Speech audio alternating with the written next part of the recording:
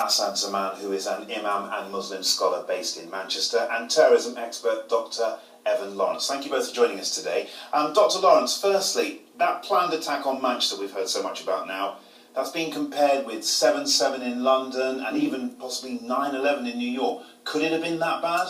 I don't think it would have been as bad as 9/11. I think we're looking more on the level of a 7/7 attacks or the Madrid train bombings that we had in 2004 type of death count, unfortunately.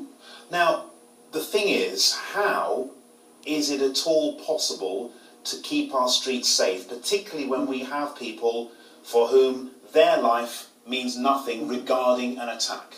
Well, fortunately, our security services are very good at what they do. We generally only hear when there's problems. We don't hear about the good parts of it. With these kind of attacks, we call them lone wolf attacks or small cell attacks. It is very difficult, and a lot of it depends on the public reporting what they see as suspicious to the security services. But also the security services are, like I said, fairly good at what they do. So they generally have an idea of who in the area is being watched and needs to be, taken care of.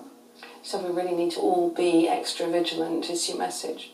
Yeah, I think that, we have to go about our daily lives as we would, but also be aware of the fact that there are people out there that want to do us harm, which is something that the UK has faced for many years.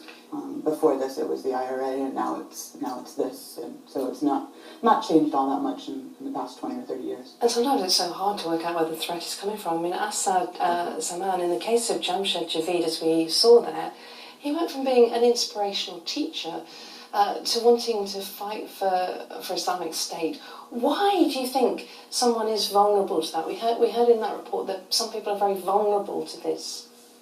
I think